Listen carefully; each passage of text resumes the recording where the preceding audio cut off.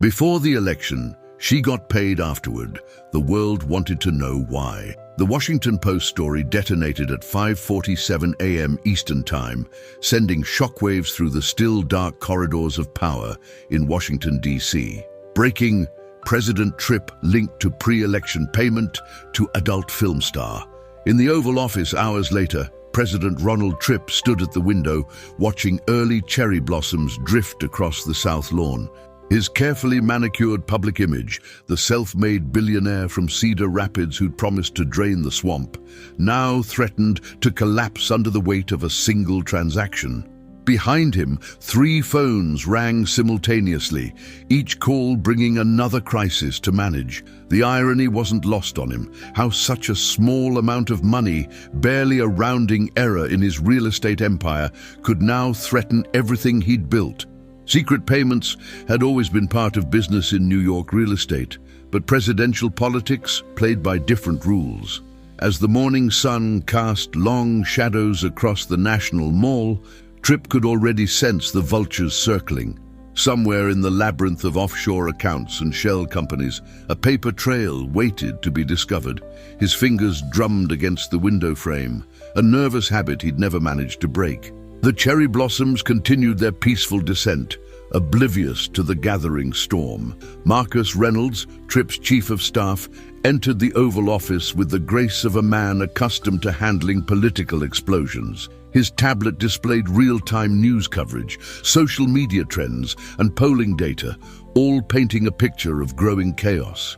4 years ago, when they decided to handle the Dazzle-Daney situation quietly, it had seemed like a simple solution to a temporary problem. Now that decision was spawning headlines across every major news outlet. Reynolds watched his boss's reflection in the window, noting the tension in his shoulders, the slight tremor in his normally steady hands. They'd weathered storms before, but this one felt different. The midterms loomed just months away, and their congressional majority hung by a thread. The latest polls had shown Tripp at his highest approval rating since taking office, riding the wave of a booming economy and diplomatic successes. All that momentum now threatened to evaporate. Reynolds cleared his throat, preparing to deliver more bad news. The Justice Department had already begun making informal inquiries. Fox News needed a statement within the hour, and the RNC chairman was holding on line 2. The story's details read like a political thriller. An adult film star, a mysterious payment routed through offshore accounts, and a web of shell companies leading back to Tripp's inner circle. Dazzle-Daney, whose real name remained carefully guarded, had signed a non-disclosure agreement just weeks before the election. The timing couldn't have been worse or more suspicious. Tripp remembered that night in Las Vegas, the private suite at the Bellagio, the seemingly casual conversation that had led to an agreement. He'd been so confident then, assured that money could solve any problem. The polls had shown him trailing, and he couldn't afford another scandal. His campaign manager had handled the details, ensuring everything remained technically legal. At least, that's what they'd thought at the time. Now, 4 years later, those careful arrangements were unraveling. Each hour brought new revelations, new questions, new threats to his presidency. The morning shows dissected every angle, speculating about campaign finance violations and potential impeachment proceedings. Tripp watched his own face on the muted television, wondering how it had all gone so wrong. Martha Tripp's private line flashed again, the third call from Mar-a-Lago since the story broke. The First Lady's carefully cultivated image, the supportive wife, the education advocate, the calm center of the administration, faced its greatest test. Their last conversation about Dazzle-Daney had ended in icy silence, with promises made and marriage counselors consulted. Now those wounds threatened to reopen in the harsh glare of public scrutiny. The president reached for the phone, then pulled back. Some conversations needed to happen in person, no matter how difficult. He thought about their last family dinner, just 2 weeks ago, when everything had seemed normal. Their children were away at college, thankfully spared the immediate circus, but they'd have to address this as a family soon. The media would scrutinize every interaction, looking for signs of strain. Martha had stood by him through previous controversies, maintaining a united front. But this time felt different.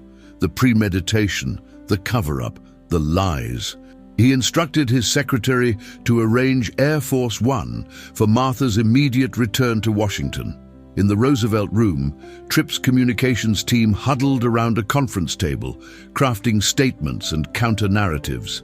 They'd survived the Access Hollywood tapes, countless Twitter controversies, and 2 impeachment inquiries. But this time, there was a paper trail.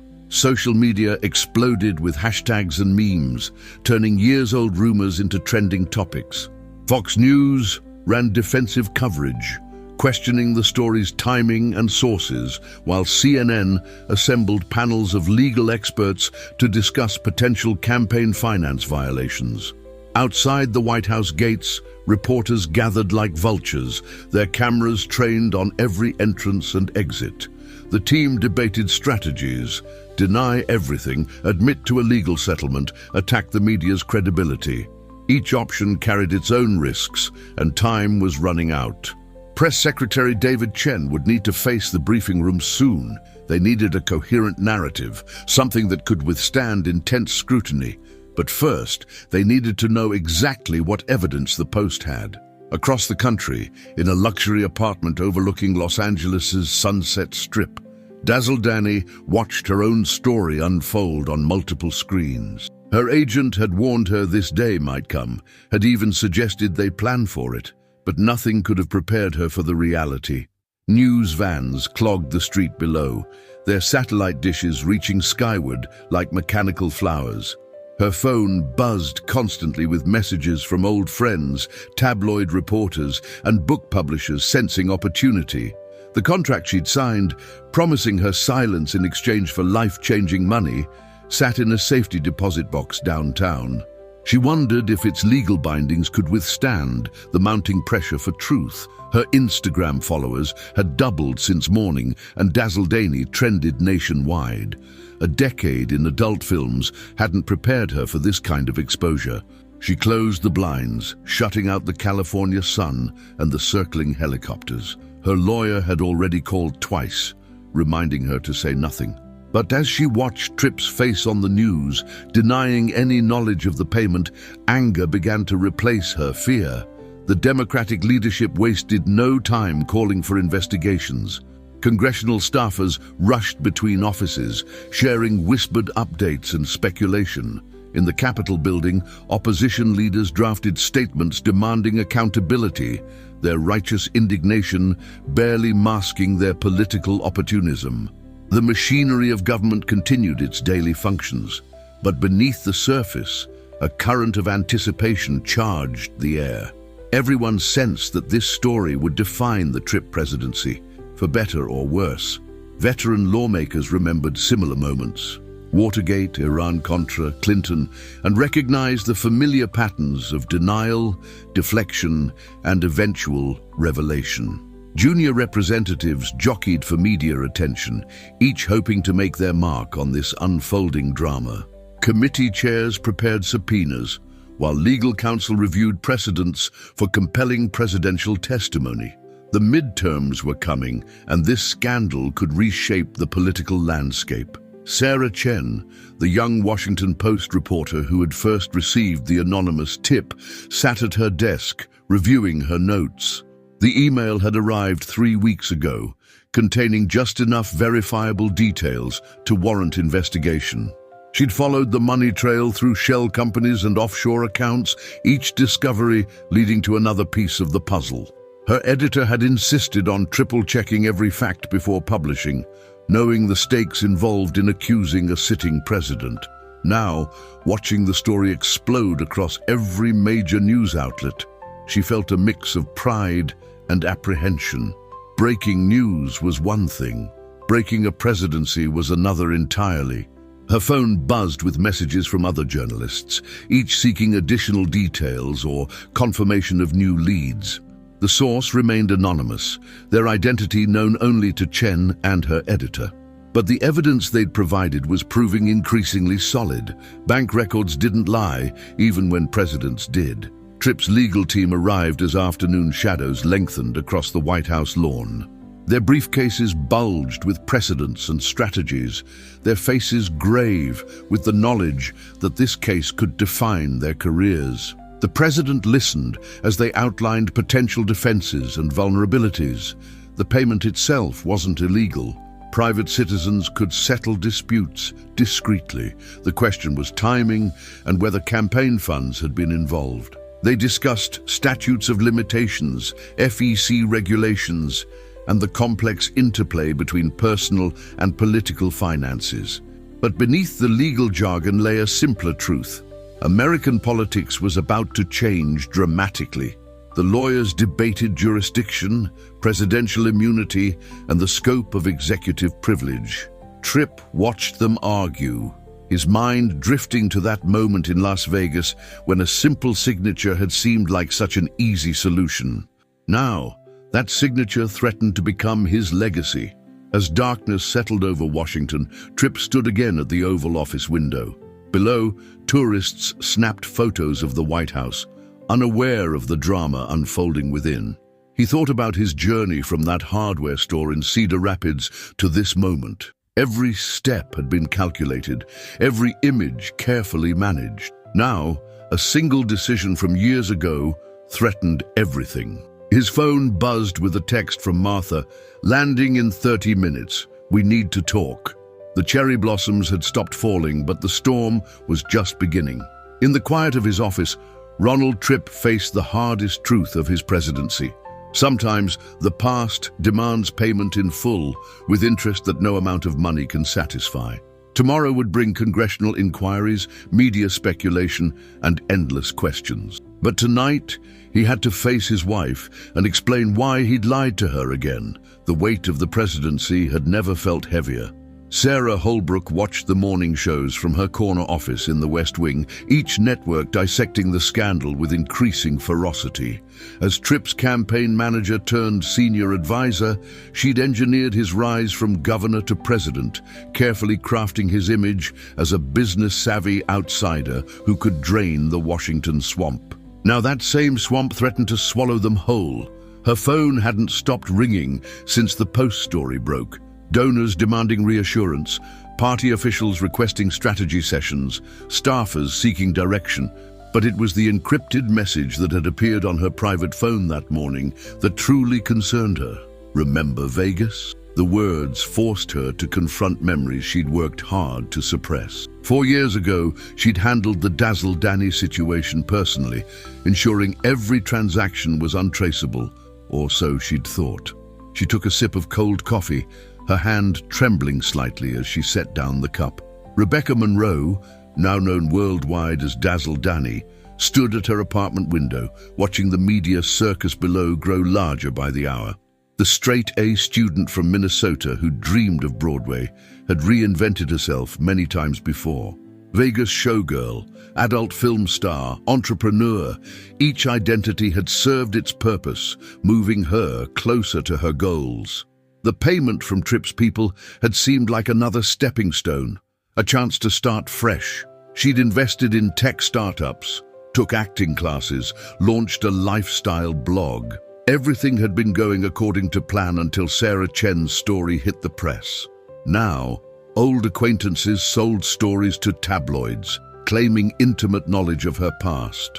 Her phone buzzed with another message from her agent, warning her to stay quiet. But the contract in her safety deposit box downtown held secrets that could reshape American politics.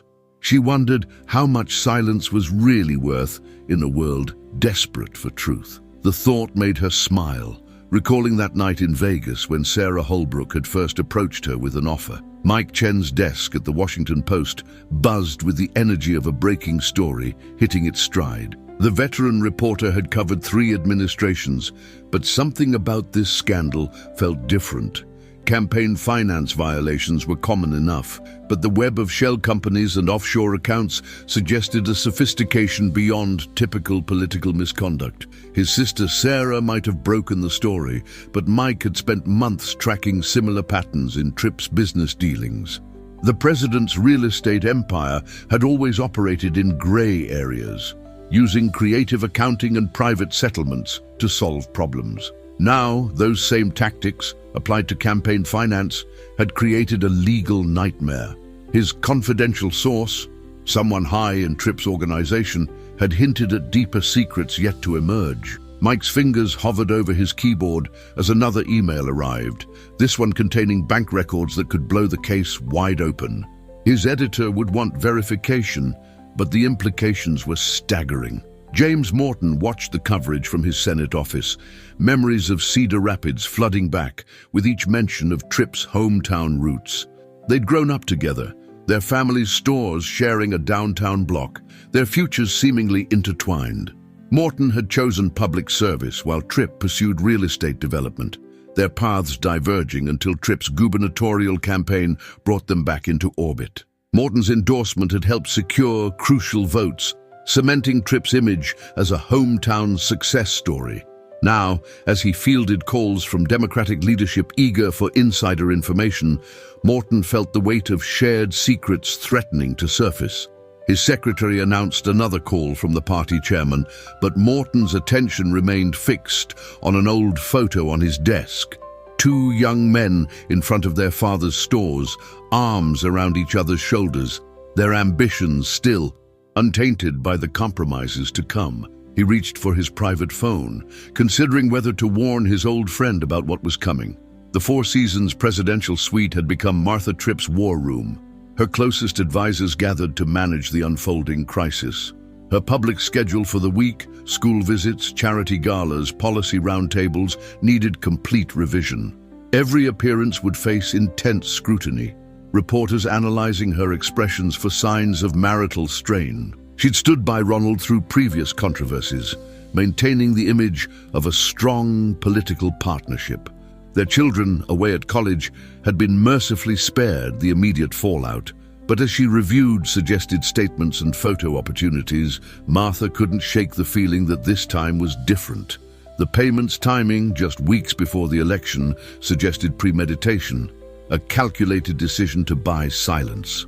Her husband's desperate text messages went unanswered as she prepared for the flight back to Washington. The media would want their own narrative, either the betrayed wife or the complicit partner.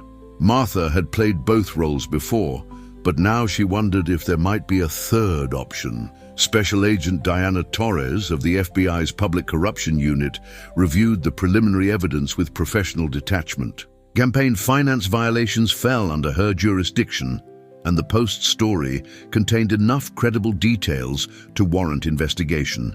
Her team would follow the money, interview witnesses, subpoena records if necessary. Politics didn't interest her. Only facts and legal standards mattered.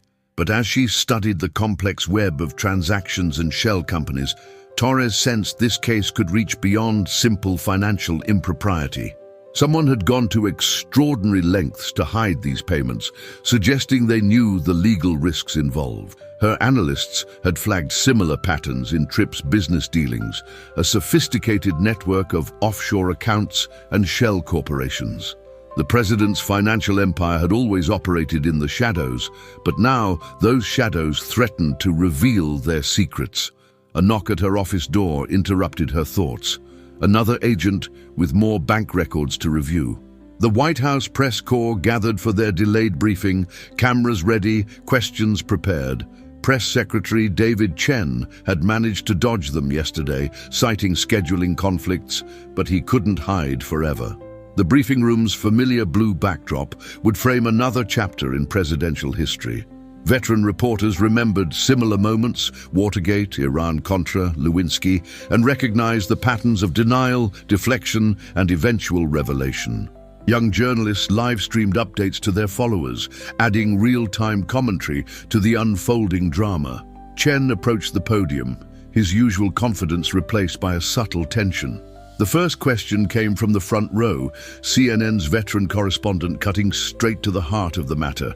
Did the president personally approve the payment to Dazzle Daney? The room fell silent, waiting for another carefully worded non-denial that would only fuel further speculation. In the Roosevelt room, Tripp's legal team had expanded from 3 to 12 as outside counsel joined the fight. They divided responsibilities. Some focused on campaign finance law, others on potential congressional investigations or civil litigation. The payment itself posed unique challenges. If it came from personal funds, they'd argue it was a private matter. If campaign resources were involved, they'd need another strategy. Cell phones were banned from the room as they debated options and scenarios. On a whiteboard, someone had written a single question. Who else knew? A junior lawyer was outlining potential immunity deals when Sarah Holbrook stepped into the room, her face pale. "We have a bigger problem," she announced, her voice barely steady. "Someone's been going through old campaign emails and they found something." The room fell silent as she pulled up a document on the main screen. The Republican National Committee's headquarters hummed with crisis management activity. Staffers compiled talking points, coordinated with state party chairs, and monitored social media sentiment. They'd weathered scandals before, but this one felt different. The midterms loomed just months away, and internal polling showed vulnerable seats in key districts. Campaign donations had hit record highs under Tripp's presidency. Could they risk distancing themselves from him now? The party's digital team worked overtime, pushing alternative narratives and positive news about the administration's economic successes. But they couldn't stop Nostra hush money from trending or prevent donors from asking uncomfortable questions about campaign finance practices. The chairman paced his office, phone pressed to his ear, as he listened to another congressman threaten to break ranks.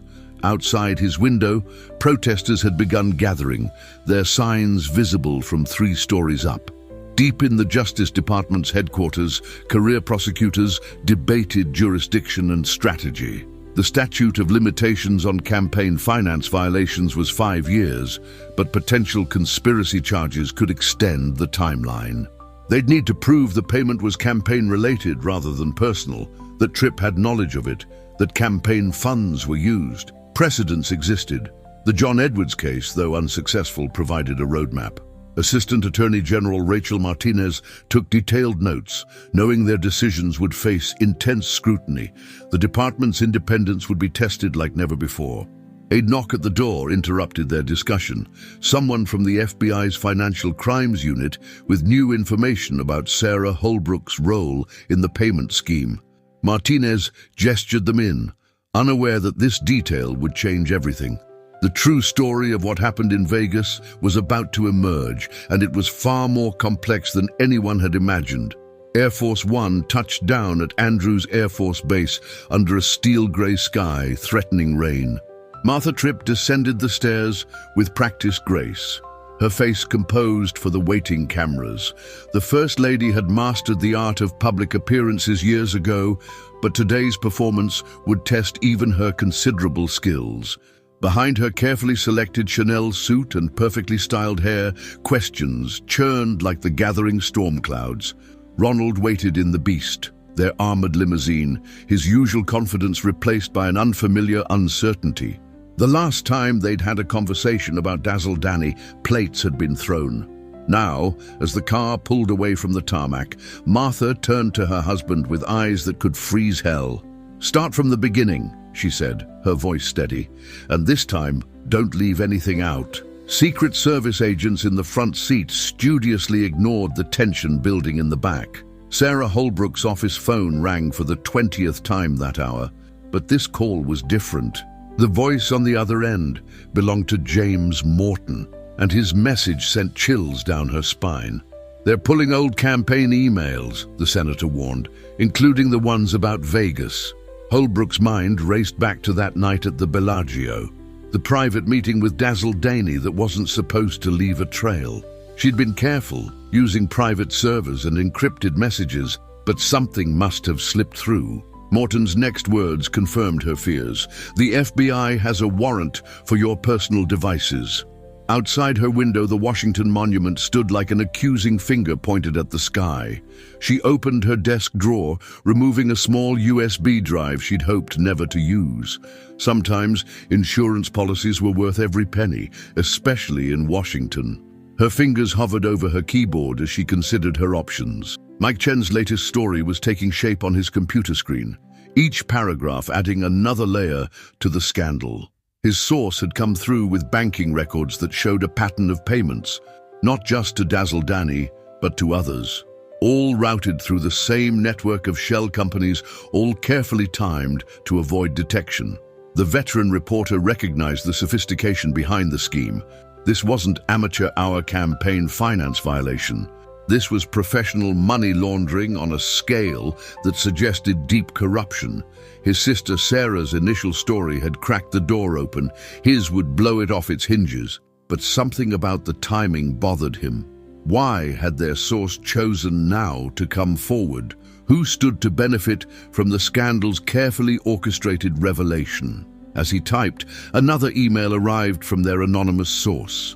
This one containing documents that made his blood run cold. Special Agent Torres's team had taken over an entire floor of the FBI's Washington field office. Evidence boards covered the walls, displaying complex diagrams of financial transactions and relationships. The payment to Dazzle Danny was just one thread in a tapestry of suspicious money movements. Her analysts had traced connections to offshore accounts in Cyprus, shell companies in Delaware, and a pattern of real estate deals that made no commercial sense. But it was the Vegas connection that kept drawing her attention. Something significant had happened at the Bellagio 4 years ago, something beyond a simple meeting between a candidate and an adult film star. Hotel records showed multiple rooms booked under different names, all paid for through the same shell company. Security camera footage from that night had mysteriously disappeared. Torres pinned another document to the board, stepping back to study the emerging pattern. Dazzle Danny's apartment had become a fortress, with private security keeping the media at bay. But it wasn't reporters she feared. The encrypted message on her phone had made that clear. Remember who really paid you. She'd assumed the money came from Tripp's campaign, laundered through intermediaries to maintain deniability. Now she wasn't so sure. The contract in her safety deposit box contained details she'd never shared, names that had nothing to do with presidential politics. Her laptop displayed the Washington Post's latest story, each revelation bringing her closer to a decision. The truth about Vegas wasn't what everyone assumed. It was much worse. Her agent had already fielded offers from every major network, promising exclusive interviews and seven-figure deals. But Danny knew the real story would never make it to television. Some truths were too dangerous to broadcast. Ronald Tripp paced the Oval Office, his schedule cleared for the upcoming storm. Martha's return had been just the beginning. Capitol Hill was buzzing with talk of subpoenas and special committees. The Justice Department's investigation had expanded beyond campaign finance to include potential money laundering and conspiracy charges. Even Fox News had begun hedging their support, their hosts asking uncomfortable questions about the pattern of payments. His legal team worked around the clock, but they were fighting yesterday's battles. They didn't know about the other meetings, the real reason for the Vegas gathering. Sarah Holbrook had handled everything back then, ensuring all traces led to dead ends. But now she wasn't answering his calls, and rumors of immunity deals filled the Washington air. The president stopped at his desk, picking up a framed photo from his inauguration.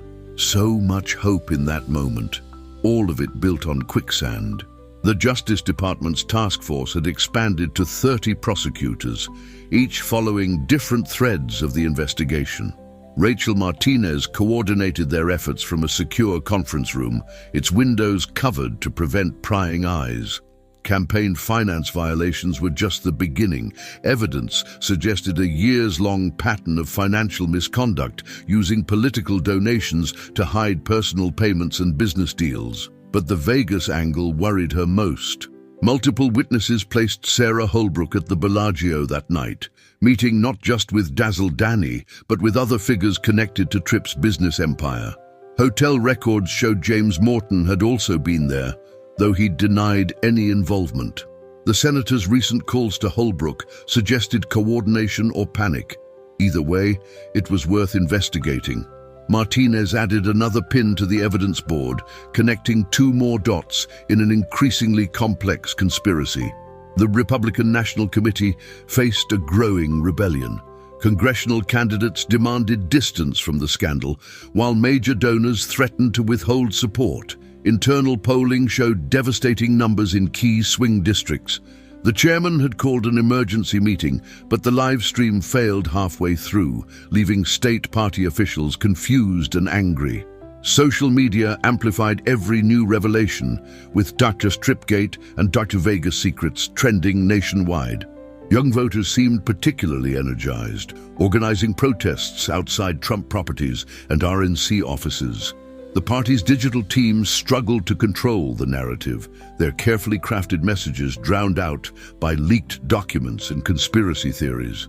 In the chairman's office, another poll arrived, showing support crumbling in the heartland. The midterms weren't just at risk anymore. They were facing potential apocalypse.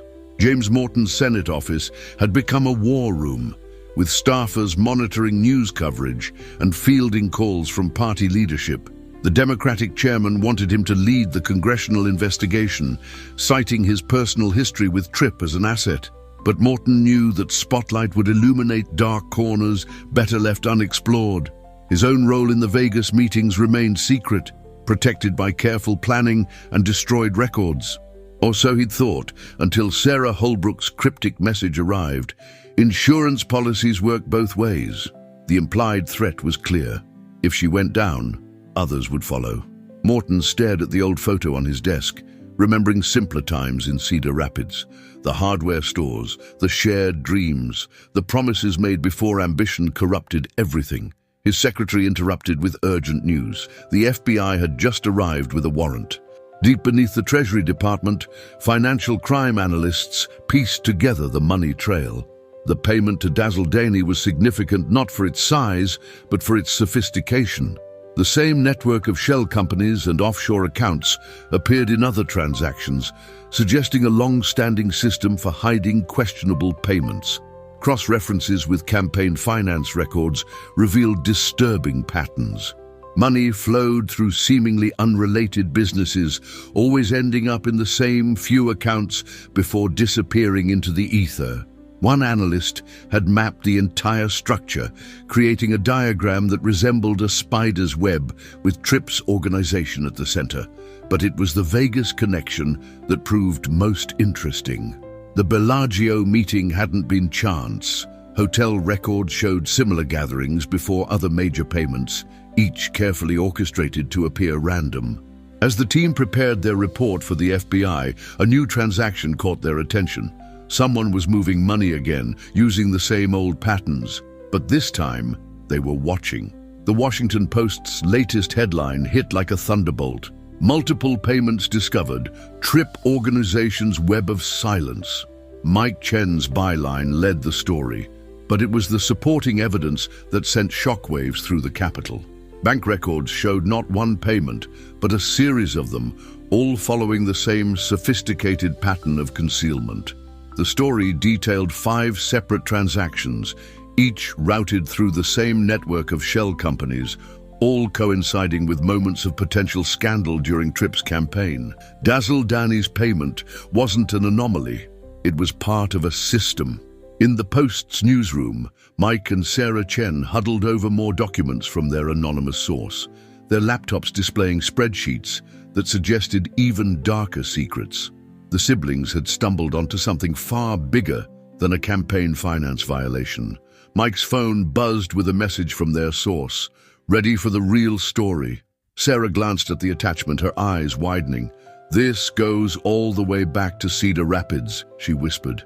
Sarah Holbrook's private conference room had become a fortress of secrets.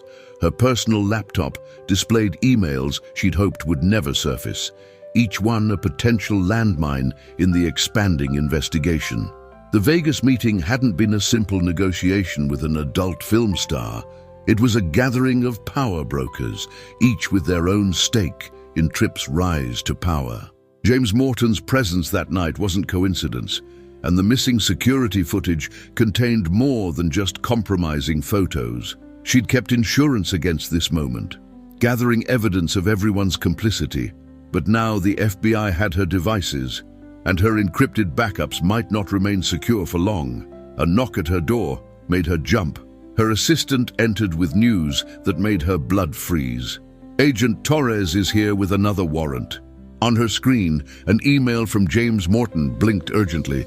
They know about the Cedar Rapids connection. Holbrook reached for her secure phone, knowing it was time to activate contingency plans years in the making.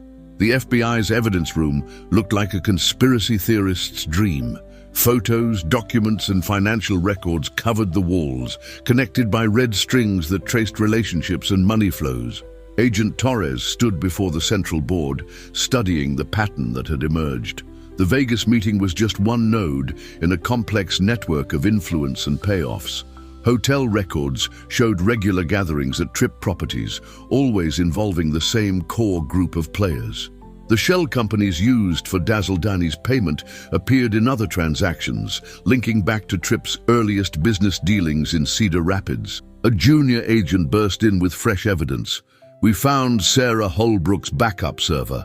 Torres turned to the new information, her trained eye catching details others might miss. The timestamps on certain documents caught her attention. They predated Tripp's campaign by years. An analyst approached with another discovery. "Ma'am, you need to see these photos from the Bellagio's backup security system." Special counsel Rachel Martinez's appointment sent tremors through Washington's power structure. Her reputation for incorruptibility and relentless pursuit of evidence made her the Justice Department's natural choice to lead the expanded investigation. Within hours, her team had taken over 3 floors of a secure federal building, their operation growing as new evidence emerged. The campaign finance violations now seemed almost quaint compared to the pattern of financial misconduct they'd uncovered. Martinez studied the timeline her team had constructed, noting how the system of payments and shell companies evolved from Tripp's early real estate days. The Vegas meeting wasn't the beginning, it was the culmination of years of practice. Her phone lit up with a secure message from the FBI. The Bellagio photos had been recovered.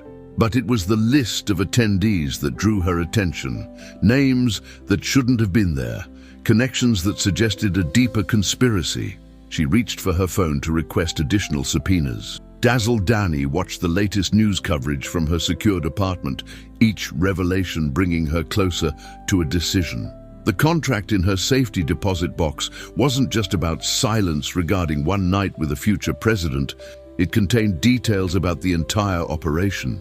Sarah Holbrook had been thorough that night in Vegas, ensuring everyone's cooperation through a mixture of threats and promises. But Holbrook hadn't known about Danny's own insurance policy, a small recording device capturing every word of those private meetings. The audio file had remained encrypted all these years, a guarantee against betrayal. Now, as she watched the scandal expand beyond the original payment, Danny wondered if it was time to play her trump card. Her secure phone buzzed with a message from an unexpected source. James Morton wanted to meet. The senator's involvement in the Vegas meetings had never been made public, but her recording captured his voice clearly, discussing arrangements that went far beyond campaign contributions. The White House bunker hosted another crisis meeting, but this time the mood was different. Tripp's legal team had expanded again, now including experts in RICO statutes and international financial law. The president sat silently as they outlined the growing threat. The investigation had moved beyond individual payments to examine the entire structure of his organization. Evidence suggested a long-running system of financial manipulation, using political donations to hide personal payments and business deals. Sarah Holbrook's potential cooperation with investigators posed the greatest immediate threat, She knew where all the bodies were buried. Tripp thought back to that first meeting in Cedar Rapids when James Morton had introduced him to the power brokers who would finance his rise. The system they'd built had seemed foolproof, each layer of separation providing deniability.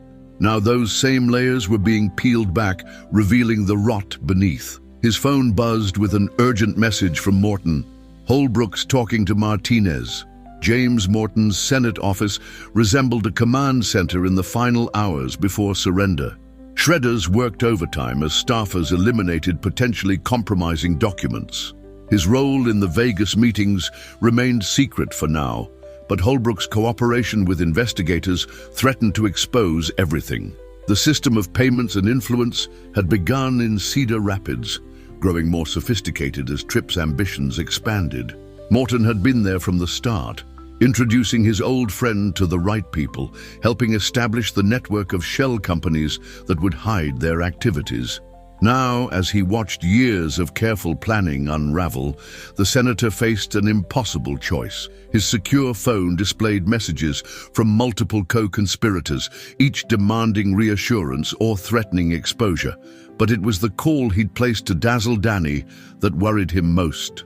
Her response suggested she held evidence that could destroy them all. Martha Tripp sat alone in the White House residence, reviewing decades of financial records with new understanding. The legitimate business empire she'd married into now revealed itself as something far more complex. Her husband's rise from Cedar Rapids hardware store heir to real estate mogul had never made complete sense. The timing of certain deals, the mysterious source of early funding, the convenient removal of obstacles.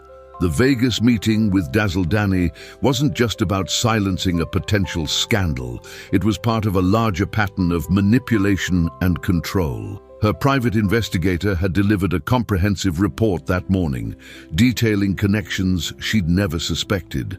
The operation went back years to the very beginning of their relationship. As she poured another drink, Martha wondered how much of her life had been built on carefully constructed lies. Her phone lit up with a message from an unknown number. Would you like to know the truth about Cedar Rapids? The Treasury Department's Financial Crimes Unit had hit the motherlode. Their analysis revealed a sophisticated money laundering operation dating back to Tripp's earliest real estate ventures. The same network of shell companies used for Dazzle Danny's payment appeared in transactions from decades ago, each one carefully structured to avoid detection. The Vegas meeting hadn't been an isolated incident. Similar gatherings had occurred regularly, always at Tripp properties, always involving the same core group of participants. The analyst who made the connection sat before a wall of monitors, each displaying different aspects of the operation. Campaign contributions flowed through seemingly legitimate businesses, emerging cleaned and untraceable on the other side.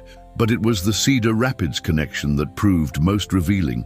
The initial seed money for Tripp's empire had come from sources that raised serious concerns about foreign influence and organized crime. In a secure room at the Washington Post, Mike and Sarah Chen prepared their most explosive story yet. The evidence from their anonymous source painted a picture of corruption spanning decades. The system of payments and influence hadn't begun with Tripp's campaign. It had merely adapted existing mechanisms to political purposes. Sarah's initial story about Dazzle Danny had cracked the facade, but Mike's investigation revealed the true scope of the operation. Their source had provided documentation showing how the network evolved from Cedar Rapids real estate deals to international money laundering. The Vegas meeting was just one node in a vast web of influence and control.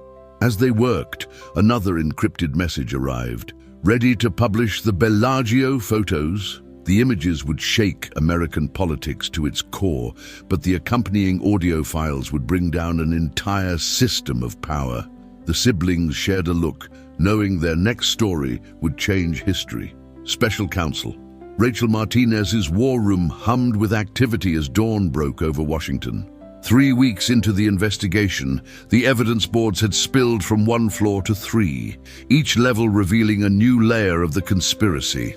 The Dazzle Danny payment had been their entry point, but now it seemed almost quaint compared to what they'd uncovered. Financial records stretching back to Cedar Rapids showed a pattern of suspicious transactions, each one carefully structured to avoid detection. On Martinez's desk, a sealed envelope from the Treasury Department's Financial Crimes Unit demanded immediate attention. Inside, analysts had traced the origin of Tripp's initial fortune, money that had built his real estate empire and eventually funded his political ambitions. The source of those funds would shock the nation. Martinez studied the report, her experience telling her this was the thread that would unravel everything. A knock at her door announced Agent Torres's arrival with the first batch of recovered Bellagio security footage. Sarah Holbrook sat in an unmarked FBI conference room, her immunity deal spread before her on the table. 20 hours of testimony had barely scratched the surface of what she knew. The Vegas meeting hadn't been her idea. That came from higher up, from people whose names she'd never dared speak until now. Agent Torres recorded every word, as Holbrook detailed the system of payments and influence she'd helped build. The shell companies, the offshore accounts, the network of facilitators, all of it designed to hide the true nature of Tripp's operation. But it was her revelation about James Morton's role that made the agents exchange glances. The senator's connection to Cedar Rapids went deeper than childhood friendship. Morton had been the architect of it all, using Tripp as the perfect front for an operation decades in the making. Holbrook's hands shook as she removed a small USB drive from her purse. "This is what they'll kill me for." The Washington Post's secure server crashed under the weight of documents flowing in from their anonymous source. Mike Chen worked through the night, cross-referencing financial records with Sarah's notes from the initial Dazzle Danny investigation. The pattern emerged with horrifying clarity. Tripp's entire rise to power had been orchestrated, his image carefully constructed to hide the reality beneath. Even his marriage to Martha had been arranged, though she'd never known it. The Vegas meeting was just one node in a vast network of influence and control. Mike's phone buzzed with another encrypted message. "Publishing the Bellagio photos will start a war." He stared at the images on his screen, understanding now why certain people would kill to keep them hidden. His sister Sarah burst into his office, holding printouts from the Treasury Department. "The Cedar Rapids money. It's all connected to foreign intelligence services."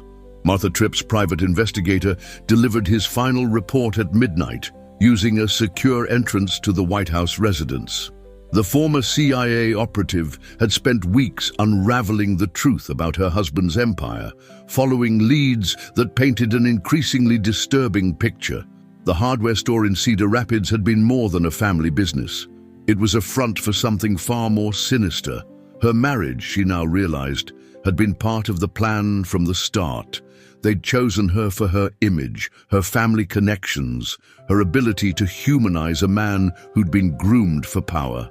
The investigator's report confirmed her worst fears.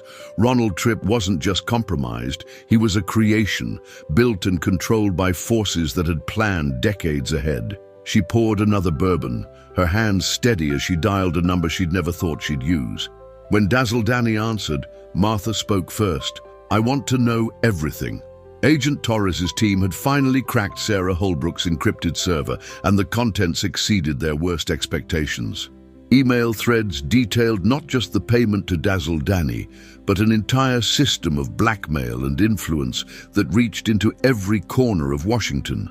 The Vegas meeting had been recorded. Standard procedure, it seemed, for gatherings of this type. But it was the list of attendees that proved most revealing. Political donors mixed with foreign agents, all coordinated by James Morton's invisible hand. Tripp had been their perfect candidate, ambitious, malleable, and compromised from the start. Torres studied the footage from the Bellagio security cameras, watching faces she recognized from the highest levels of government entering that suite. Her secure line rang. Martinez needed her immediately. Someone had started moving money again, using the old networks. But this time, they were ready. The Senate Intelligence Committee convened in secret session, the evidence too sensitive for their usual chambers. James Morton's absence was conspicuous. The senator had called in sick for the first time in his career. As staffers distributed classified briefings, the committee members struggled to absorb the implications. The Cedar Rapids connection wasn't just about money laundering or campaign finance violations. It represented a decades-long operation by foreign powers to influence American politics, using Tripp's organization as their vehicle. The chairman removed his glasses, rubbing his eyes as the magnitude became clear. Their own counterintelligence agencies had missed it, focused on newer threats, while this one grew in plain sight. A junior staffer rushed in with breaking news.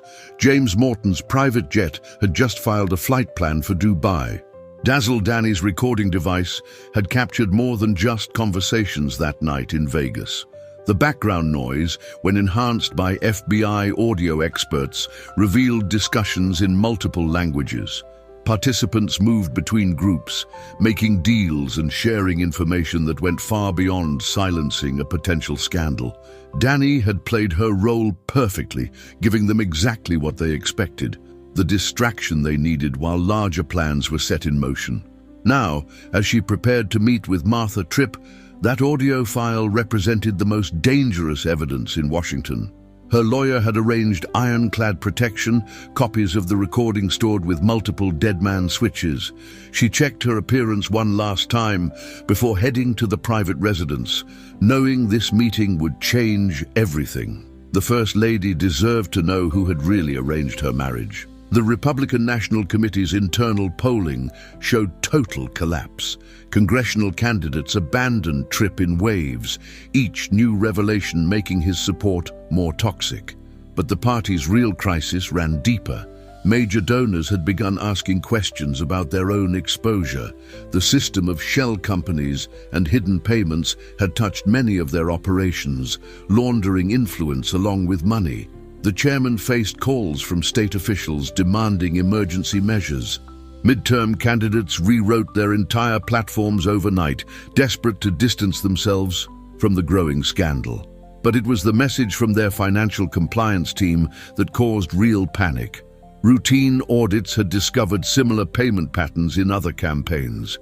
The corruption hadn't stopped with Tripp. It had infected the entire political system. James Morton's chief of staff found his office empty that morning, all personal items removed and files deleted. The senator had vanished, leaving only a short resignation letter citing health concerns. FBI agents arrived an hour later with search warrants, but the most important evidence was already gone. Morton's role as the master architect of Tripp's rise would remain hidden a while longer, but his fingerprints were everywhere. From that first meeting in Cedar Rapids to the Vegas gathering, he'd orchestrated every step. Tripp had been the perfect front man, ambitious enough to be useful, but compromised enough to control. Now, as Morton's private jet crossed the Atlantic, he reviewed files documenting 30 years of patience and planning. His phone contained one last message to Sarah Holbrook: "You were never supposed to keep records." The Justice Department's task force worked around the clock, piecing together the largest political corruption case in American history. The evidence suggested a conspiracy spanning decades, using Tripp's business empire to channel foreign influence into American politics. Campaign finance violations were just the surface. Beneath lay a complex web of money laundering, blackmail, and strategic compromise. Martinez coordinated with multiple agencies, each new discovery revealing another layer of the operation. The Vegas meeting started making more sense. It wasn't just about silencing Dazzle Danny. It was a coordination point for power brokers managing their investment in Tripp's presidency. As she prepared her preliminary findings for the Attorney General, Martinez sensed the magnitude of what they'd uncovered. This wasn't just about one president or one payment. It was about the systematic corruption of American democracy, orchestrated by people who'd played a very long game indeed. Ronald Tripp stood alone in the Oval Office at midnight, watching his world disintegrate on multiple news channels. Fox News had finally abandoned him, their coverage now focusing on troubling patterns and serious allegations. The midterms were already lost. Republican candidates had dropped his name from their websites and returned his donations, but it was Martha's absence that cut deepest. She'd moved to the Blair House after her meeting with Dazzle Danny, taking only personal items and leaving a single note. Everything was a lie.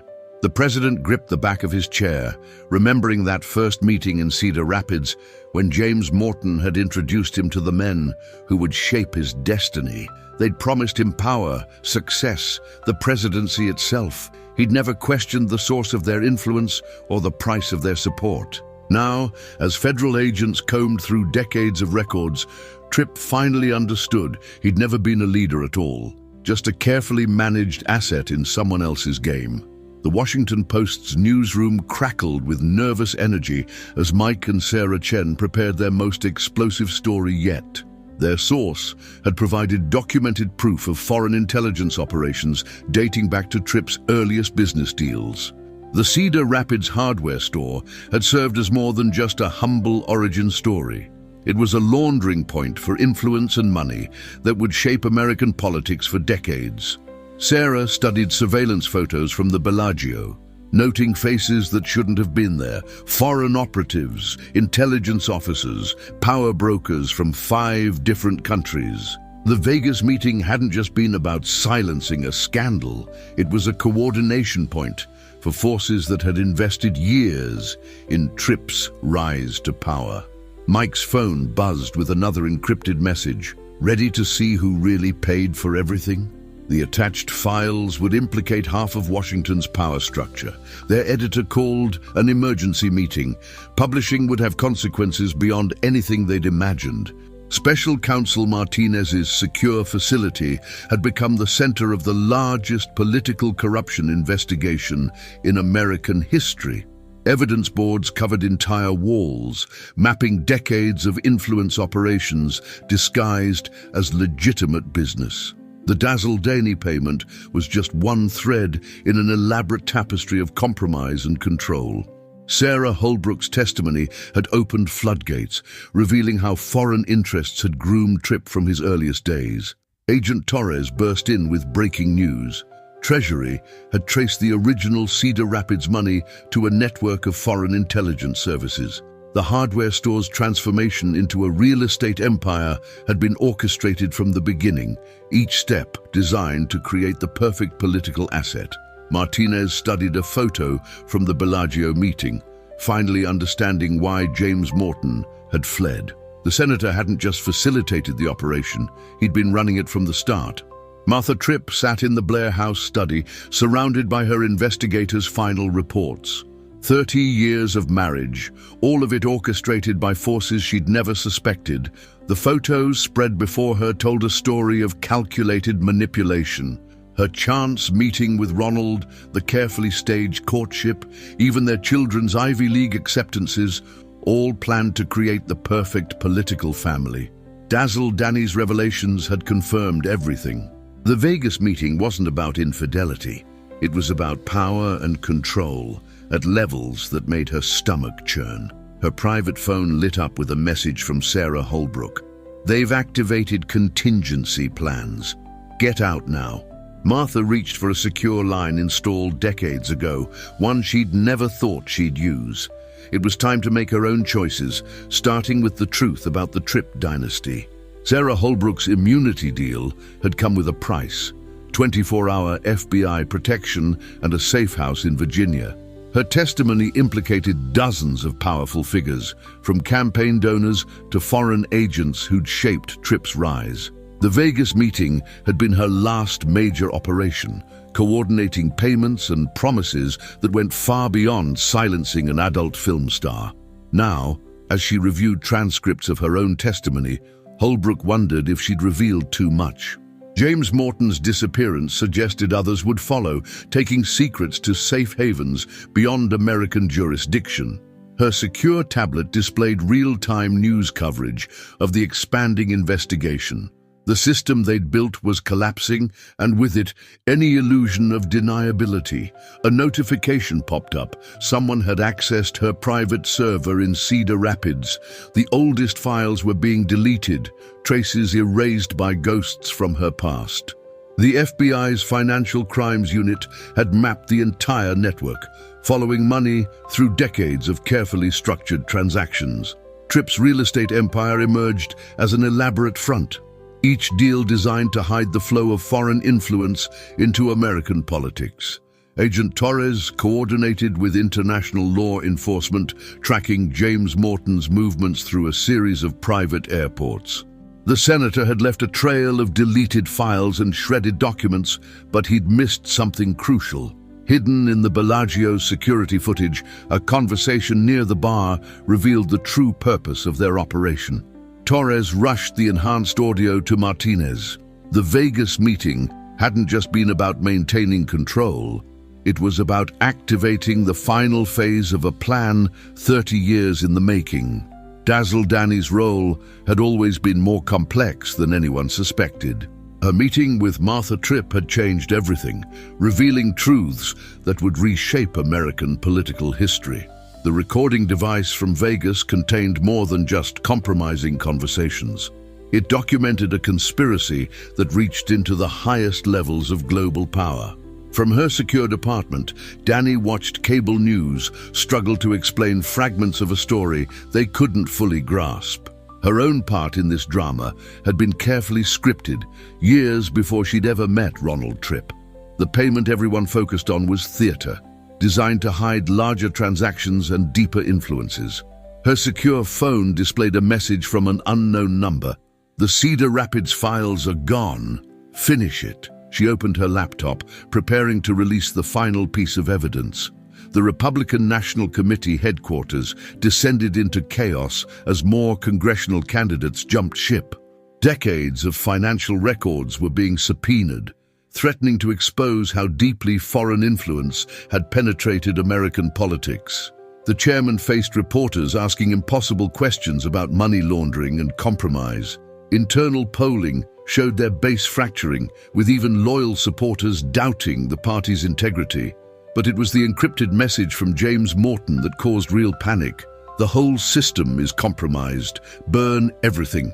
Staff members rushed to shredders as federal agents approached the building. Too late, they realized the scope of what they'd been part of, a decades-long operation to reshape American democracy from within.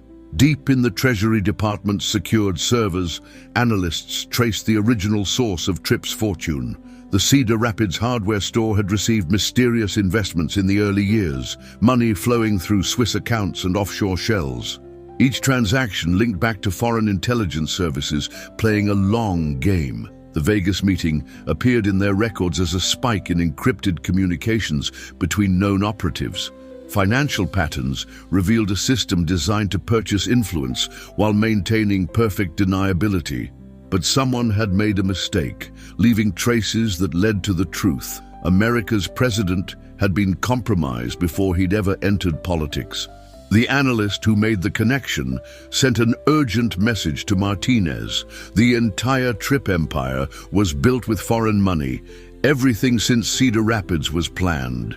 The Justice Department's task force worked through the night, piecing together the largest conspiracy in American political history. Sarah Holbrook's testimony had provided the framework, but the evidence went far beyond one campaign or one presidency. Foreign powers had spent decades building their perfect candidate, using Tripp's ambition and James Morton's connections to create an operation hiding in plain sight. Martinez reviewed surveillance photos from Vegas, matching faces to intelligence files. The conspiracy reached into every corner of Washington, compromising politicians, judges, and business leaders. As she prepared to present her findings to the Attorney General, a secure message arrived from FBI counterintelligence. The Cedar Rapids files weren't just deleted, they were retrieved. They're activating something. The real crisis was just beginning. Special Counsel Martinez stared at the evidence board, the final piece clicking into place. The Bellagio security footage played silently on her screen, showing Sarah Holbrook entering the hotel through a service entrance. 6 hours before anyone else arrived. The timestamp mattered. It changed everything they thought they knew about the Vegas meeting. Holbrook hadn't been following orders that night. She'd been orchestrating them. The payment to Dazzle Daney wasn't about silencing a scandal. It was about creating one that could be exposed at the perfect moment. Torres burst into the office with Treasury Department files. Every shell company, every offshore account traced back to a single source. Not foreign intelligence services, not James Morton, but Sarah Holbrook herself. She'd built the entire system decades ago, using Tripp's ambition and Morton's connections to construct an elaborate trap. The president wasn't just compromised, he was a carefully crafted distraction from the real operation. In a secured NSA facility, analysts finally decoded the encrypted communications from the Vegas meeting. The conversations weren't about managing Tripp's scandals, they were status reports to Holbrook. She'd spent 30 years building a shadow network of influence, using Tripp's organization as cover for something far more ambitious. The Cedar Rapids hardware store, the real estate empire, the presidency itself, all of it designed to hide her true operation in plain sight. Money flowed not from foreign powers into American politics, but from Holbrook's network into foreign accounts, compromising leaders and institutions across the globe. Tripp had been the perfect front, ambitious, malleable, and spectacular enough to draw attention away from the real puppet master. A young analyst enhanced the Bellagio's audio, revealing Holbrook's voice, giving orders to people they'd assumed were her superiors. The Vegas meeting hadn't exposed their operation, it had confirmed its success. Mike Chen's hands shook as he reviewed the final evidence from their anonymous source. Sarah Holbrook's fingerprints were everywhere, once you knew where to look. She'd orchestrated the original leak to his sister, timing it perfectly to coincide with the midterms. Every document they'd received had been carefully selected, building a narrative that pointed to foreign influence rather than domestic manipulation. The Post's investigation had followed her breadcrumbs exactly as planned, uncovering the scandal she wanted them to find, while missing the larger truth. Mike's phone lit up with a message he now recognized as Holbrook's style. Ready to know why? Attached was a document dating back to Cedar Rapids, showing how a brilliant young woman had watched power work and decided to build her own system, using men's ambitions against them.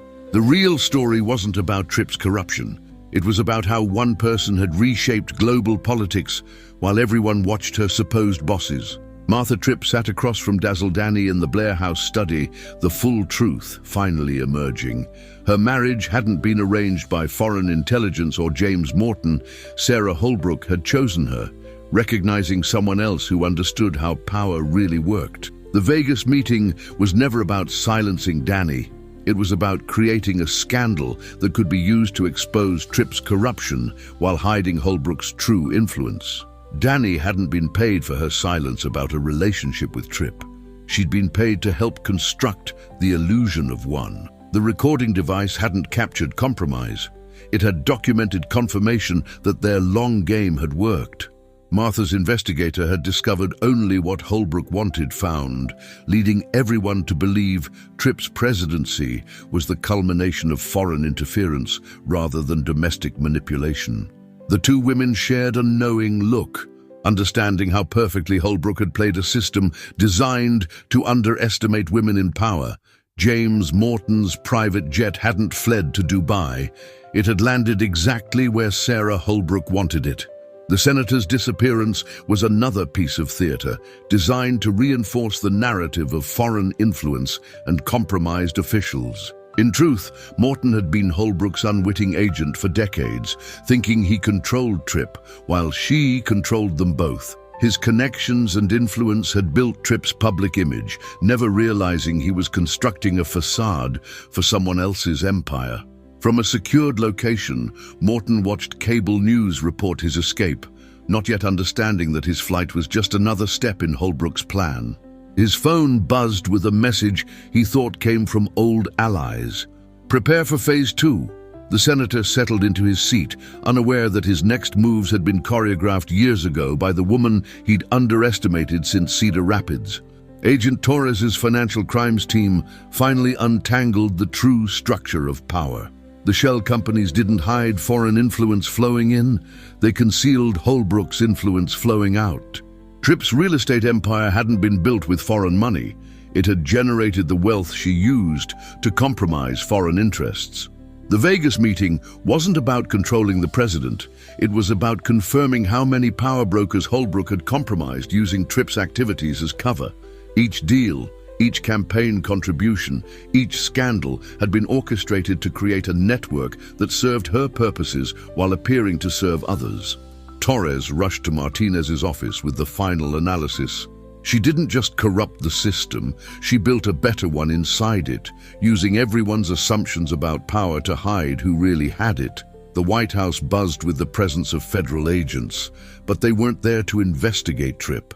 His entire presidency had been a masterpiece of misdirection, drawing attention and outrage, while Holbrook's real work continued unnoticed. In the Oval Office, Ronald Tripp finally understood his true role. Every scandal, every controversy, every triumph had been orchestrated to maintain his usefulness as a distraction. The real decisions, the real power, had always rested with the woman who'd shaped his rise while appearing to serve it. His phones kept ringing with calls from people realizing they'd been played, but it was too late. Sarah Holbrook had spent decades building a system of influence that worked precisely because everyone was looking the wrong way. The President of the United States sat alone, understanding at last that his greatest achievement had been hiding someone else's greater one. Inside her FBI protection detail, Sarah Holbrook allowed herself a small smile. 30 years of patience had paid off exactly as planned. The scandal was unfolding perfectly, exposing exactly what she wanted, revealed while keeping her true operation secure. Tripp would fall, taking with him the illusion that power flowed through traditional channels. Morton would play his part, convincing everyone that foreign influence had corrupted American politics. Her immunity deal protected her from prosecution while positioning her as a cooperative witness rather than the architect. The evidence she'd released through careful leaks told the story she'd constructed, a masterpiece of misdirection using everyone's assumptions about gender, power, and influence against them. Her secure phone displayed updates from operations across the globe, each one controlled by networks she'd built while everyone watched her supposed superiors. The real victory wasn't corrupting the system, it was building a better one inside it. The Justice Department's task force had discovered only the edges of truth. They saw foreign influence because that's what they expected to find, never questioning why all the evidence pointed so clearly in that direction. Martinez sensed they were missing something crucial, but the narrative Holbrook had constructed was too perfect to resist. Every investigation, every revelation, every connection they uncovered fit precisely into a story that hid the real plot behind it. The Vegas meeting hadn't exposed the conspiracy, it had confirmed its success. Tripp's presidency wasn't the culmination of foreign interference, it was the perfect distraction from domestic brilliance. As federal agents gathered evidence of the scandal they thought they'd found, the real operation continued undetected, guided by the woman who'd understood decades ago that the best place to hide power was behind someone else's spectacle. In a private server room buried beneath layers of security, the true records of Sarah Holbrook's empire remained secure. The Cedar Rapids files hadn't been deleted, they'd been activated, releasing exactly the evidence needed to support her carefully constructed narrative. Every document the media discovered, every connection investigators traced, every revelation that shocked the public had been planned decades in advance. Tripp's fall would satisfy demands for justice while leaving the real system of influence intact. Holbrook's network reached into every major institution, not through compromise or corruption, but through patient cultivation of power hidden behind male ambition. The truth was both simpler and more complex than anyone suspected. While everyone watched the men who appeared to run things, she'd built something far more sophisticated. The real power had always been invisible, operating in plain sight while protected by assumptions about who could wield it. Sarah Holbrook hadn't just changed the game. She'd built a new one inside the old, using everyone's expectations to hide her mastery of both. The Oval Office felt smaller at midnight, its grandeur diminished by new understanding. Ronald Tripp sat behind the resolute desk, watching Sarah Holbrook move through the familiar space with the confidence of someone who finally owned their power. Gone was the deferential posture of an advisor. This was the architect of an empire revealing herself at last. "You never suspected," she said, not a question but a confirmation. "All those years, watching me take notes in meetings, handle the details, clean up the messes, you never once wondered why everything always worked out exactly as I predicted." Tripp's hands clenched on the desk's ancient wood. 30 years of memories realigning themselves around this new truth. Every triumph, every crisis, every perfectly timed solution had been orchestrated by the woman standing before him. The President of the United States stared at his own reflection in the window, seeing for the first time how perfectly he'd played his role in someone else's masterpiece. Special Counsel Martinez faced Sarah Holbrook across a secured conference room. The evidence of her true operations spread between them. The immunity deal remained valid, protecting Holbrook from prosecution while revealing only what she chose. The foreign influence narrative was elegant, Martinez admitted, professional admiration mixing with frustration. Everyone looking for external enemies while you built your network inside the system. Holbrook smiled, the expression of someone who'd waited decades to be seen clearly. The Vegas meeting's security footage played silently on a screen, showing power brokers from 3 continents believing they were pulling strings, never realizing who really held them. Martinez studied the woman who'd orchestrated the greatest political manipulation in history, understanding now that exposing Tripp's corruption had been just another move in a longer game. "Why reveal it now?" she asked. Holbrook's answer chilled her. Because the next phase required everyone to be looking the wrong way again. Martha Tripp and Dazzle Danny sat in the Blair House study, sharing drinks and truth with Sarah Holbrook. The reality of their roles brought unexpected laughter. 3 women who'd played their parts perfectly in a drama designed to deceive men's expectations. "The affair never happened," Danny confirmed, amusement dancing in her eyes. "But everyone believed it because that's what they wanted to see. Another powerful man's scandal, not a brilliant woman's strategy." Martha swirled her bourbon, remembering how Holbrook had chosen her years ago, recognizing someone else who understood power's true nature. The Vegas meeting hadn't been about silence or scandal. It had been confirmation that their long game had worked. 3 glasses clinked in the darkness, celebrating a victory decades in the making. "The real question," Holbrook said, "is whether you're ready for what comes next." Both women leaned forward, understanding that this wasn't an ending, but a beginning. James Morton's secured location turned out to be exactly where Sarah Holbrook needed him, isolated, dependent, and finally understanding how completely she'd played him. The senator who thought he'd been Tripp's puppet master faced the woman who'd actually controlled them both. "Cedar Rapids was never about Tripp," she explained, enjoying his dawning comprehension. "You introduced him to all the right people, thinking you were building your own power base, never realizing those connections were mine all along." Morton's escape had been another piece of theater, designed to reinforce the foreign influence narrative while positioning him for his next role. His phone buzzed with instructions he now knew came from her network. The woman he'd underestimated since childhood had built an empire while he'd settled for a Senate seat. "Ready to learn what real power looks like?" she asked, offering him a choice that wasn't really a choice at all. The Washington Post's secure server room felt like a confessional as Sarah Holbrook finally met with Mike and Sarah Chen. "Your reporting was perfect," she told them, following every breadcrumb exactly as intended. The siblings shared a look, professional pride warring with the realization that their biggest story had been guided by its own subject. The evidence they'd received, the sources they'd cultivated, even the timing of their revelations, all of it orchestrated to expose precisely what Holbrook wanted, revealed.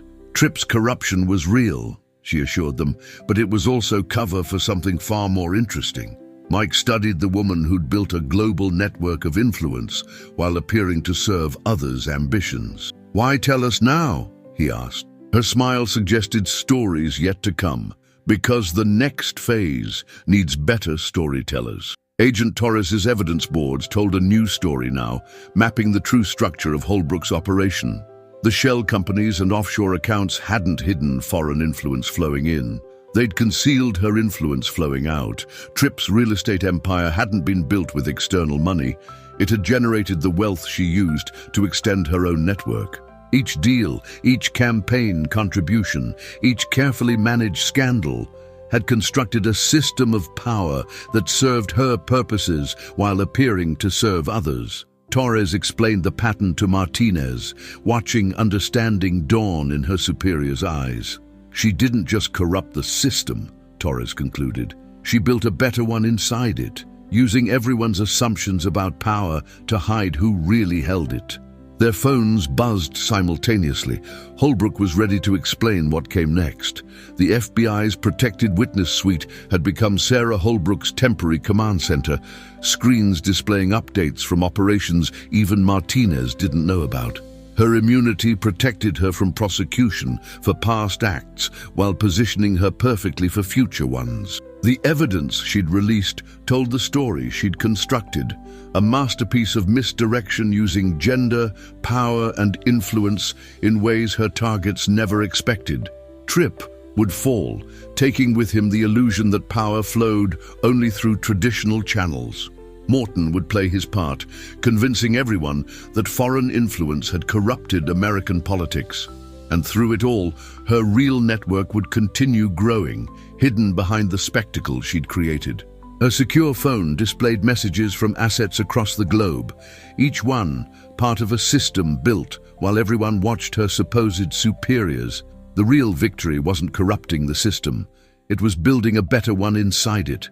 The Justice Department task force gathered for their final briefing, trying to grasp the full scope of what they'd uncovered.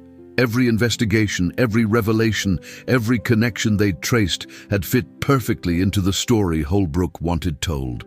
Tripp's presidency hadn't been the culmination of foreign interference. It had been the perfect distraction from domestic brilliance. Martinez shared what they'd learned, watching her team struggle with the implications. The Vegas meeting hadn't exposed the conspiracy. It had confirmed its success. As federal agents catalogued evidence of the scandal they thought they'd found, the real operation continued, guided by the woman who'd understood decades ago that the best place to hide power was behind someone else's spectacle. In her private office deep within the FBI's protective custody, Sarah Holbrook allowed herself a moment of satisfaction. 30 years of patience had paid off exactly as planned. The scandal was unfolding perfectly, exposing what she'd chosen to reveal while keeping her true operation secure. Her network reached into every major institution, not through compromise or corruption, but through patient cultivation of power hidden behind male ambition. The truth was both simpler and more complex than anyone suspected. While everyone watched the men who appeared to run things, she'd built something far more sophisticated. The real power had always been invisible, operating in plain sight while protected by assumptions about who could wield it. Her phone displayed another series of updates from operations across the globe. The next phase was ready to begin. The night brought together all the major players in a secure conference room, each one seeing their role in Holbrook's grand design with new clarity. Tripp, the perfect distraction. Morton, the unwitting recruiter. Martha, the conscious ally. Danny, the calculated catalyst. Martinez, the ideal investigator. Each had played their part in a performance decades in the making. As Holbrook outlined what came next, They understood that exposing Tripp's corruption had never been the end goal. It was merely the overture to something far more ambitious. The real operation was just beginning, guided by the woman who'd spent 30 years proving that true power lies not in being seen to have it, but in being overlooked by those who think they do. Outside, Washington continued its familiar dance of influence and ambition, unaware that the rules of power had already changed. Sarah Holbrook had rewritten them all. The Oval Office felt smaller at midnight, its grandeur diminished by a new understanding. Ronald Tripp sat behind the resolute desk, watching Sarah Holbrook move through the familiar space with the confidence of someone who finally owned their power. Gone was the deferential posture of an advisor. This was the architect of an empire revealing herself at last. "You never suspected," she said. Not a question, but a confirmation. "All those years, watching me take notes in meetings, handle the details, clean up the messes, you never once wondered why everything always worked out exactly as I predicted." Tripp's hands clenched on the desk's ancient wood, 30 years of memories realigning themselves around this new truth. Every triumph, every crisis, every perfectly timed solution had been orchestrated by the woman standing before him. The President of the United States stared at his own reflection in the window, seeing for the first time how perfectly he'd played his role in someone else's masterpiece. Special Counsel Martinez faced Sarah Holbrook across a secured conference room. The evidence of her true operation spread between them. The immunity deal remained valid, protecting Holbrook from prosecution while revealing only what she chose. The foreign influence narrative was elegant, Martinez admitted, professional admiration mixing with frustration. Everyone looking for external enemies while you built your network inside the system. Holbrook smiled, the expression of someone who'd waited decades to be seen clearly. The Vegas meeting's security footage played silently on a screen, showing power brokers from 3 continents believing they were pulling strings, never realizing who really held them. Martinez studied the woman who'd orchestrated the greatest political manipulation in history, understanding now that exposing Tripp's corruption had been just another move in a longer game.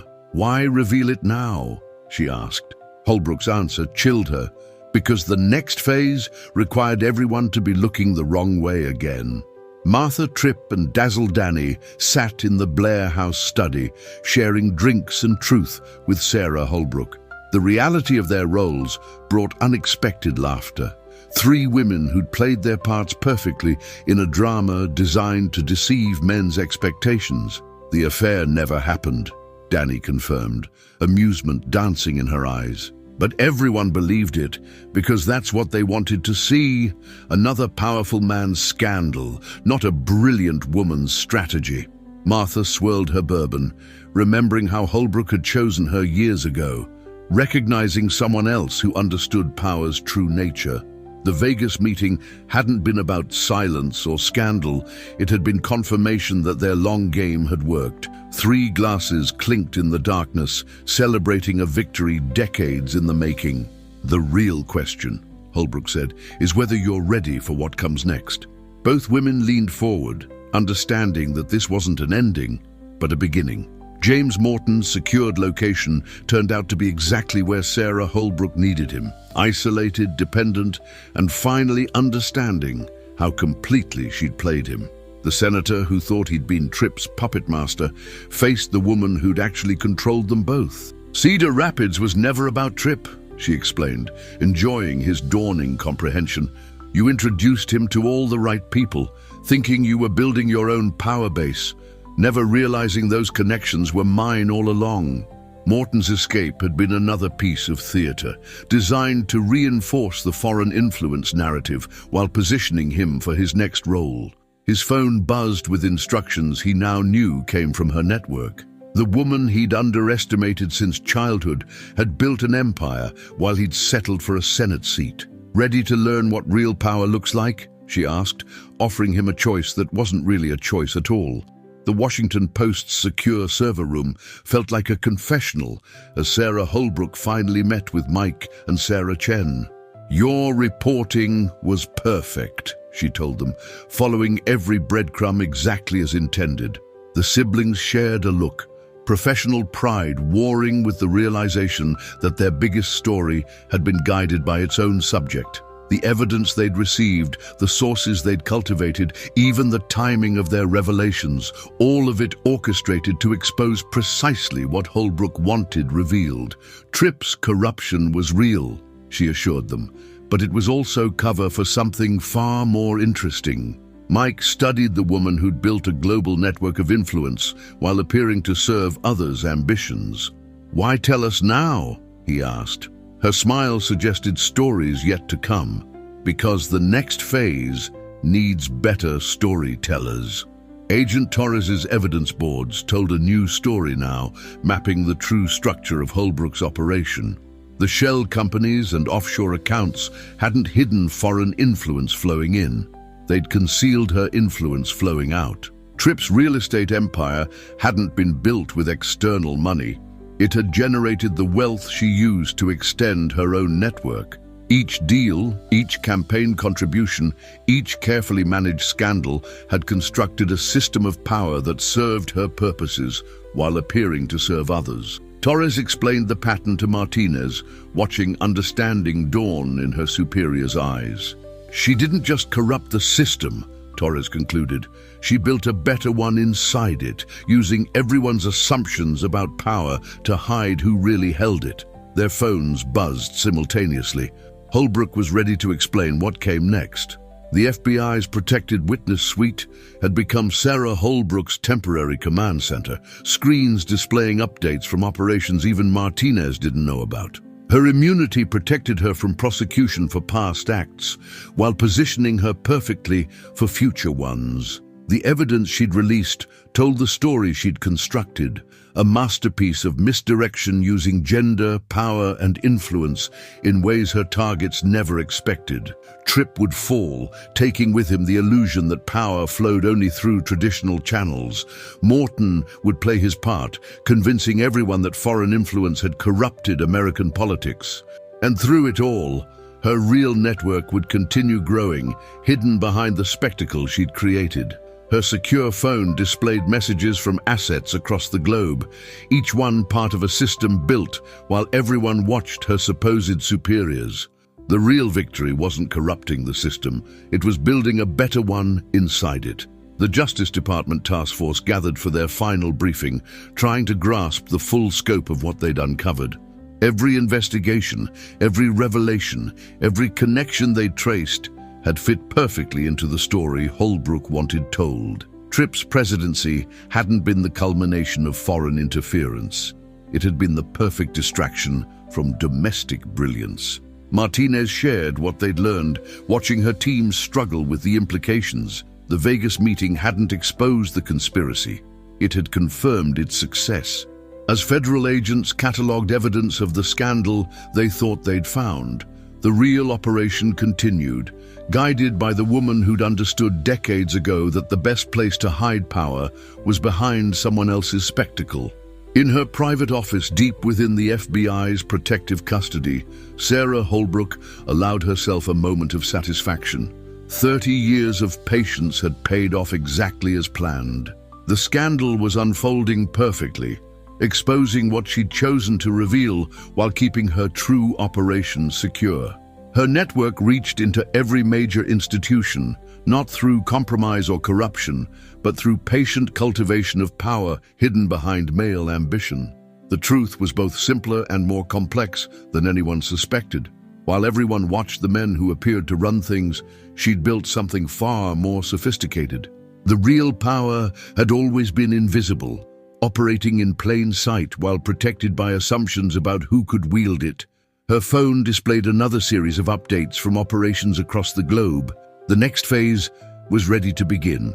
The night brought together all the major players in a secure conference room, each one seeing their role in Holbrook's grand design with new clarity.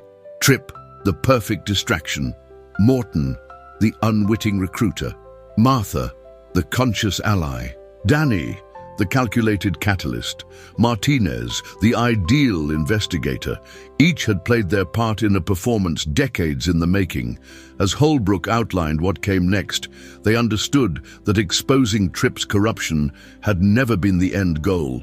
It was merely the overture to something far more ambitious. The real operation was just beginning, guided by the woman who'd spent 30 years proving that true power lies not in being seen to have it, but in being overlooked by those who think they do. Outside, Washington continued its familiar dance of influence and ambition, unaware that the rules of power had already changed. Sarah Holbrook had rewritten them all. The East Room filled with cameras and reporters as President Ronald Tripp approached the podium for his final address. 6 months had passed since Sarah Holbrook's revelation, each week bringing new evidence of his administration's corruption. The impeachment proceedings had been brief, the evidence too overwhelming for even loyal Republicans to ignore. Now, he would announce his resignation, accepting responsibility for actions that had seemed like victories when he'd thought they were his idea. Martha watched from the Blair House, her absence making a statement louder than words. The press corps tensed as Tripp began speaking, his carefully crafted statement acknowledging crimes while missing their true significance. Outside, protesters and supporters clashed beneath grey January skies, not understanding they were witnessing the end of more than just a presidency. In her secured office, Sarah Holbrook watched the speech she'd written years ago, knowing every word would reinforce the narrative she'd constructed. America's political system would survive Tripp's fall, but it would never be the same. The Washington Post's special edition landed with seismic impact. The Hidden Power: How Women Rewrote the Rules. Mike and Sarah Chen's comprehensive investigation revealed the true scope of Holbrook's achievement, documenting how overlooked women had built a sophisticated network of influence within existing power structures. The story didn't expose corruption, it explained evolution. Their reporting showed how traditional assumptions about power had allowed a more effective system to grow unnoticed. From Cedar Rapids to the White House, from corporate boardrooms to global institutions, women in seemingly subordinate positions had actually been guiding major decisions for decades. The Chen siblings had chosen to tell the story of necessary change rather than simple deception. Their secure source, now speaking openly, provided evidence that similar networks operated worldwide. The article's conclusion suggested this wasn't conspiracy, but adaptation, power flowing naturally to those who understood how to use it wisely. Special Counsel Martinez delivered her final report to a closed session of Congress, documenting two distinct but related phenomena. Tripp's corruption followed familiar patterns: campaign finance violations, money laundering, influence peddling. But Holbrook's operation revealed something unprecedented, a system of influence that worked because it had been overlooked, built by women whom men never suspected of real power. The evidence showed how traditional power structures had already begun failing, unable to address modern challenges. Holbrook's network offered an alternative, connecting people who valued effectiveness over ego. Martinez had chosen to help manage the transition, recognizing that exposure alone wouldn't change how power worked. Her report recommended reforms that would acknowledge reality rather than preserve illusion. The committee members, mostly men, listened with growing understanding. They hadn't lost power. They'd never had as much as they'd thought. Martha Tripp emerged from her self-imposed exile as a different kind of public figure. No longer playing the role of political wife, she spoke openly about how power really worked in Washington and beyond. Her appearances drew women from all sectors of society, each recognizing their own experiences in her story. The network Holbrook had built didn't replace existing institutions. It transformed them from within, turning hierarchies into frameworks for genuine collaboration. Martha's new foundation connected women who understood that real influence came from being underestimated. Her phone buzzed constantly with messages from global leaders, many of them assistants or advisors whose quiet authority was finally being acknowledged. In the Blair House study, she met regularly with Sarah Holbrook, planning next steps in a revolution that had already succeeded before anyone noticed it beginning. The Justice Department's expanded investigation revealed how completely Holbrook had transformed the landscape of power. Her network reached into every major institution, not through corruption, but through patient cultivation of overlooked talent. The evidence showed decades of careful preparation, building connections between women who understood how real influence worked. Traditional power structures remained in place, but they now served as cover for more sophisticated operations. Agent Torres coordinated with international law enforcement, mapping how Holbrook's approach had spread globally. The old system of male-dominated hierarchies hadn't been destroyed. It had been repurposed, becoming framework for something more effective. Torres's final report suggested this wasn't about replacing one power structure with another. It was about revealing how power actually flowed when ego didn't block efficiency. James Morton's testimony before the grand jury carefully walked the line Holbrook had drawn. He revealed enough about Tripp's corruption to satisfy justice while missing the larger significance of what had happened. The senator's carefully worded confession positioned him for a role in the new order, acknowledging his own manipulation while suggesting redemption through understanding. His description of the Cedar Rapids origins helped explain how traditional power structures had failed, making room for something more sophisticated. Morton had chosen adaptation over resistance, recognizing that Holbrook's system worked better than the one he'd thought he mastered. His new book contract promised to reveal everything about Washington corruption, while actually telling the story Holbrook wanted told. Sometimes survival meant accepting you'd been playing the wrong game all along. Sarah Holbrook's network emerged gradually into public view, revealing itself through carefully managed exposures. The evidence suggested a system that had evolved naturally, filling gaps left by traditional power structures. Her immunity deal provided legal protection, but her real security came from how thoroughly she'd transformed the landscape of influence. The old system of male-dominated hierarchies remained visible, providing familiar framework for unfamiliar operations.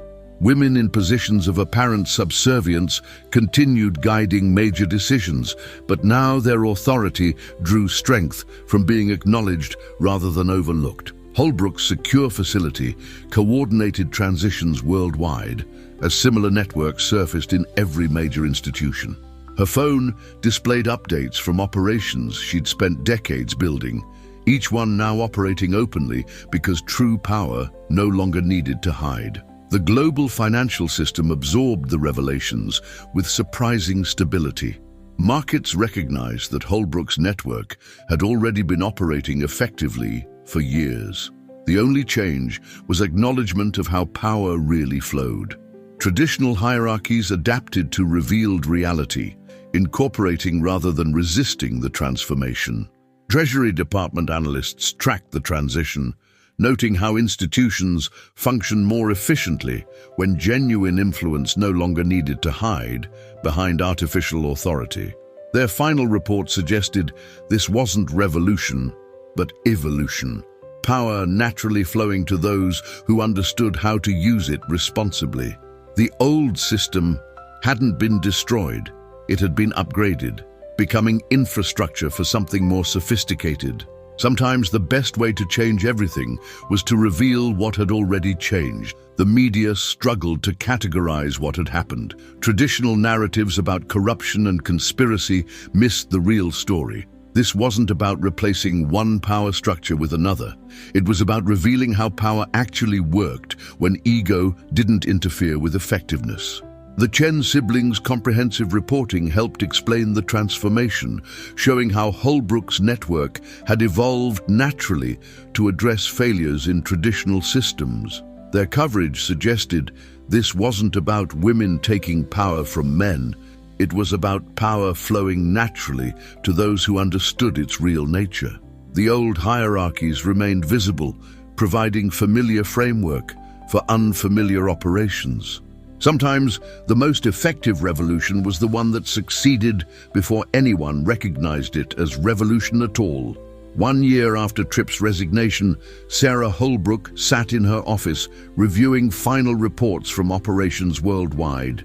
The exposure of his corruption had provided perfect cover for revealing her true achievement. Traditional power structures had adapted to acknowledged reality, incorporating rather than resisting the transformation. Her network connected women across every major institution, their influence now drawing strength from recognition rather than concealment. The old system of male-dominated hierarchies remained visible, but it served as framework for more sophisticated operations. Holbrook's phone displayed updates from situations she'd spent decades preparing for. Each one now managed openly because true power no longer needed to hide. She smiled, remembering that moment in Cedar Rapids when she'd first understood how thoroughly men could be manipulated by their own assumptions about power.